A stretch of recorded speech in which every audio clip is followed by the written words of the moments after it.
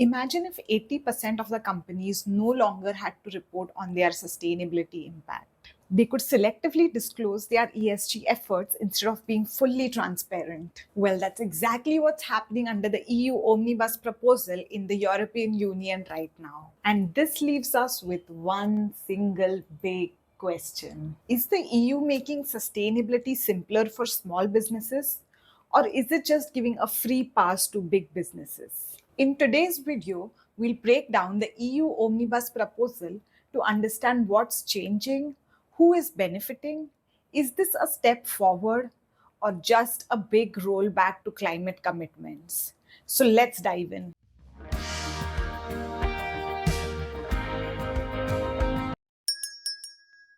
Now, to understand the EU Omnibus proposal, we need to go back in time a bit. Over the last few years, European Union had introduced some of the world's toughest sustainability regulations, such as the CSRD, where companies had to report on their sustainability data, the CSDDD, where companies were responsible for environmental and human rights impact in their value chain, the EU taxonomy that created a green classification system for sustainable activities, and the Carbon Border Adjustment Manual that puts a tax on importing goods from other countries so that companies do not shift their carbon intensive production to less developed countries outside the EU where the regulations are not as strict. Now, while these regulations aimed at pushing companies towards sustainability, companies started raising concerns of too much paperwork, high compliance costs, supply chain complications, and data availability, especially for smaller businesses.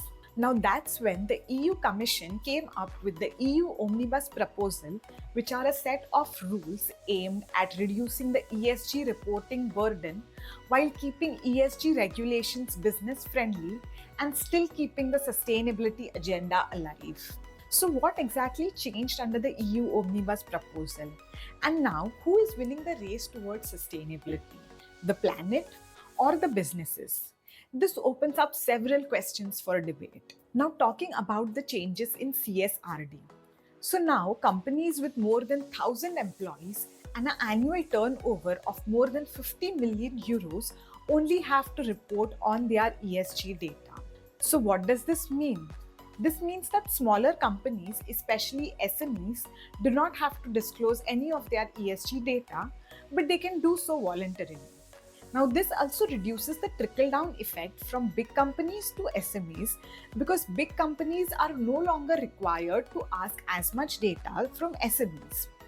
So, what happens here? Does this help SMEs from paperwork and complication? Or does this open another avenue for big businesses to do greenwashing? Now, coming to the changes with CSDDD. Companies no longer have to face a EU-wide civil liability of 5% of the total turnover as a penalty for violations. This creates a big relief for companies. However, on the flip side, companies do not have to conduct due diligence apart from their direct suppliers or the tier 1 suppliers unless there is a material risk identified. So, does this help SMEs who do not have the capacity to provide in depth ESG data? Or does this in general weaken the corporate accountability system for environmental harm and human rights violation? And what about CBAM? Well, importers of less than 50,000 tons annually are exempt from CBAM. So, this covers 90% of the businesses while still having data for 99% of the emissions, which creates a win win situation.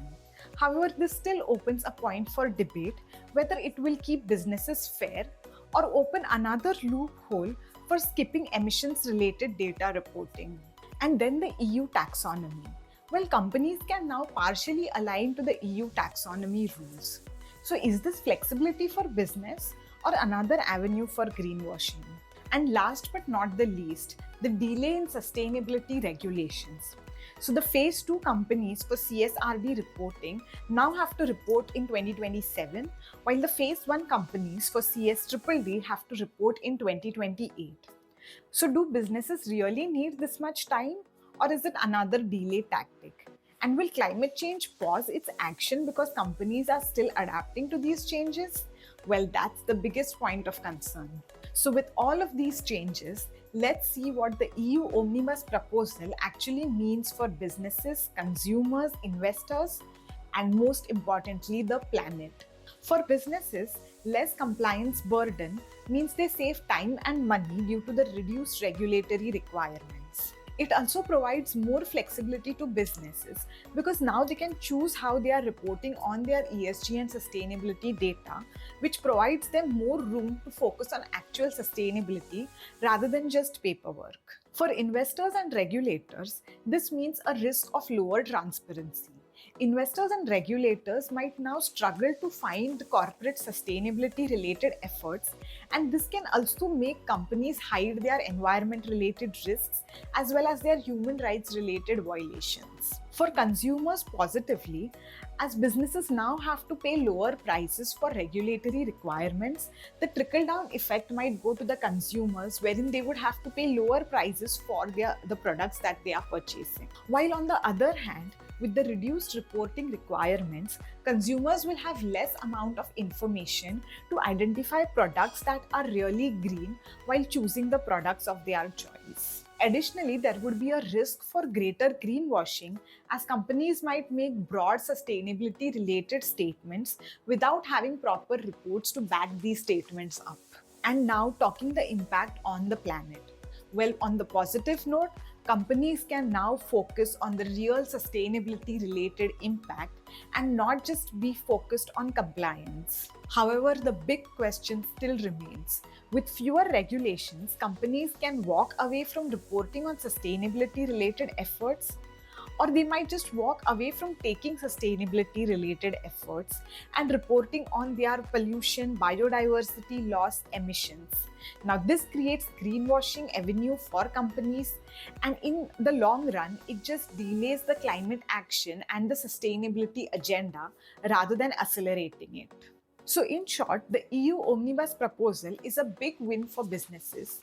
It's a mixed bag for consumers, but when it comes to planet, well, will companies still focus their efforts on sustainability now they do not have the regulatory compliance? Or will this act as a sidestep for companies to walk away from sustainability efforts? Well, this is the question we need to see in the coming course of time.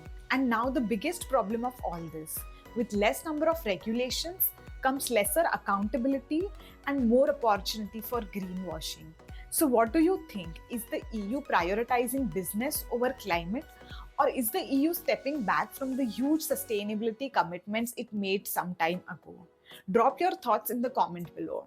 Because the EU Omnibus proposal might just be changing the reporting landscape only in the European Union, the effects are going to be felt worldwide. So, if you want to stay ahead of all of the sustainability happenings globally, hit the subscribe button and press the bell icon. Like, share, and subscribe this video. Until we come back with another video, stay impactful and stay gen sustainable. Bye bye.